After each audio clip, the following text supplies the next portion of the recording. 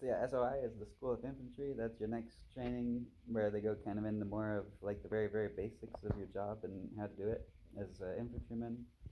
Or if you're a POG, you'll go to the POG version of that, which is just a little shorter, and then you'll go to your whatever your MOS is, your like specialty school for medic, or well, we don't have medics, but for like tracks or whatever it is that you're doing. And then yeah, then you're a Marine, and then you hit the fleet, and that's cool. And then you'll learn more things, and then you'll probably go on a deployment or two, and you'll have your workup, which is kind of harder than even like boot camp or any of the basic training, but it's all they'll build you up to it. So you don't need to be do get in shape before you go. Do at least a little swimming so that you're not like really struggling in the pool. If you like know the very most basic thing of swimming, you should be fine. Just follow the instructions, listen to what they're saying, and if you do have a hard time, they'll work with you like one on one with whatever the thing is that you're struggling with. And if you're just struggling with everything, then they'll work on you with everything, and you'll learn how to swim. So yeah. If before you go, yeah, I'd work on running, swimming, and then the hiking. Like I said, they'll work on that there. For the infantry's training, you might have like a holding, which before you actually get to do the training, um, basically they're just waiting for slots to open up and they're giving you like busy work, but it's fun. It's cool. You'll have a fun time there if you do that.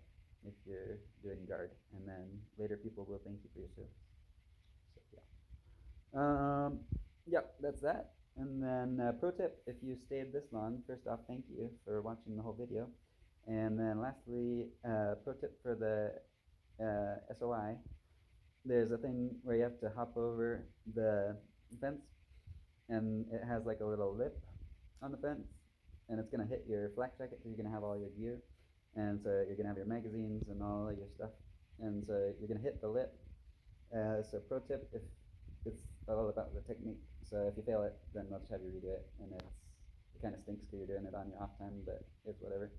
But pro tip is if you like push up, but you don't want to go straight up because if you go straight up, it's going to go hit right into the plates to your magazines on your flak.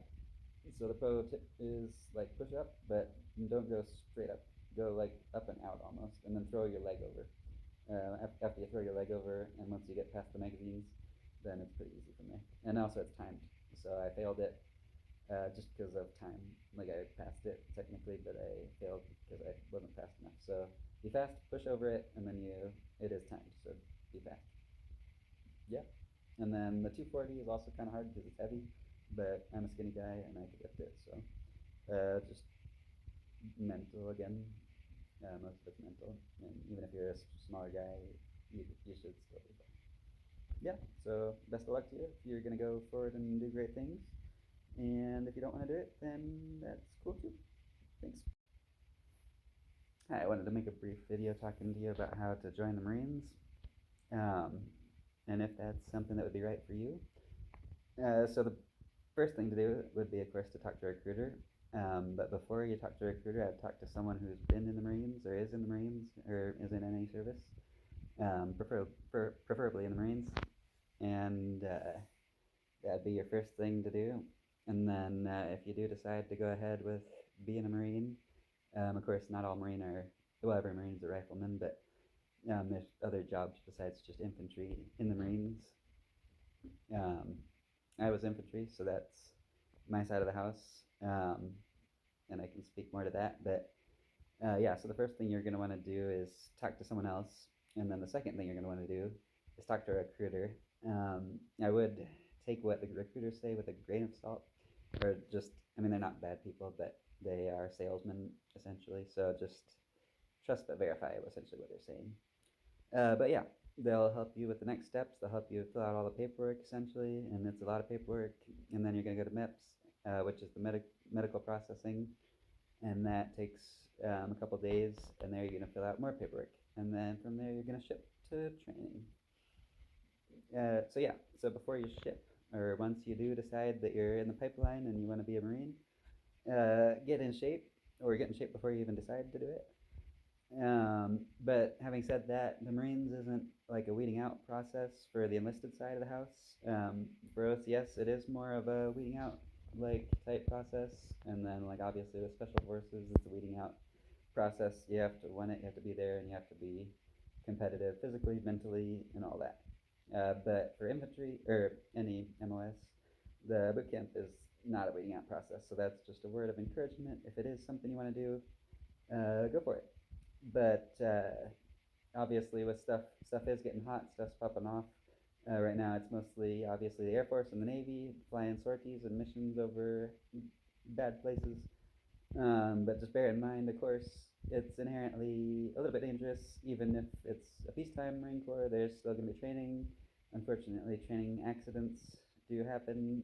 Not a lot, and we try and prevent them, of course, which is another topic of like operational security and just preventing hazards and putting in safeguards. But unfortunately, still that does happen. So yeah, it is obviously an inherently dangerous job.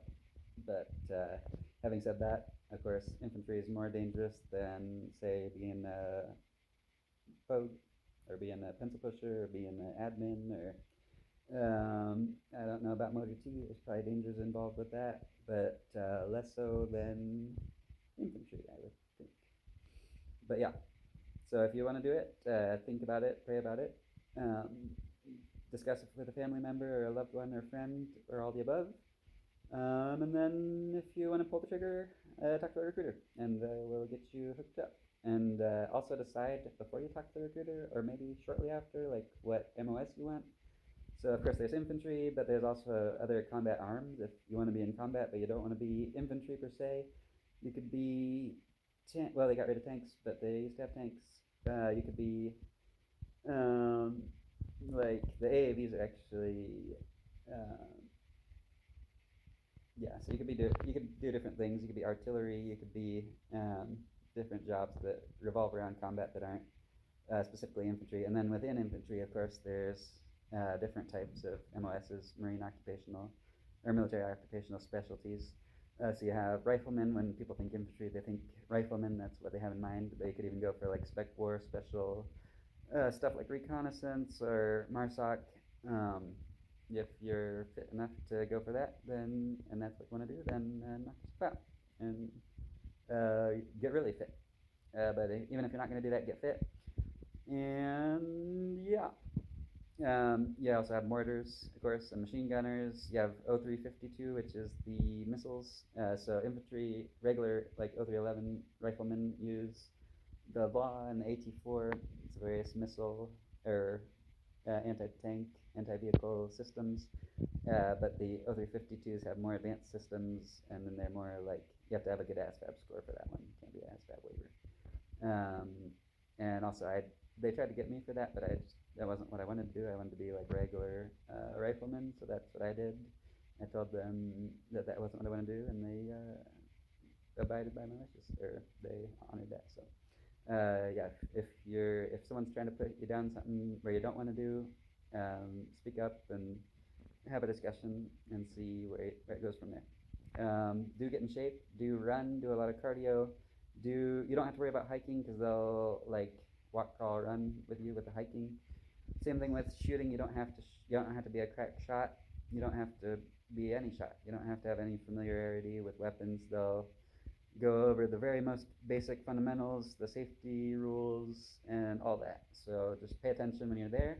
And it's actually a pretty chill time, like as far as boot camp goes, because you're shooting and it's fun, and they're not screaming at you as much. So yeah. From there, like after you complete boot camp, so the boot camp, just tough it out, and it's mostly mental. Like I said, it's not a weeding out process. Just stick it out, tough it out, go to live chow to chow, do whatever you got to do, and it'll be over. And then you get church once a week, so that's Sundays are nice, and then you get clean, which is also pretty chill-ish. Yeah, and then that's mostly it. And then from there, after you complete boot camp, you'll get a little leave to go see your family and everything. They can come to the graduation ceremony, and then At that point, you are a Marine. Well, actually, you're a Marine. Like the week before you graduate, you go up the Reaper, you do the Crucible, the kind of culminating exercise, and then you go down the Reaper, which in my opinion was harder than going up it, because you're already gassed out, you're tired, and yeah. But then, and you haven't had a whole lot of sleep, although it's not that little sleep. It's not that bad, and it's kind of fun. But yeah, then you earn the title. They announce that you're a Marine. They give you your Eagle Globe and Anchor, and then you're a Marine. And then you have like another week left of training, and then you do the training. So boot camp is 3 months for Marines, and then from there you will go to the next school, which is the combat school for everyone. If you're infantry, you'll go to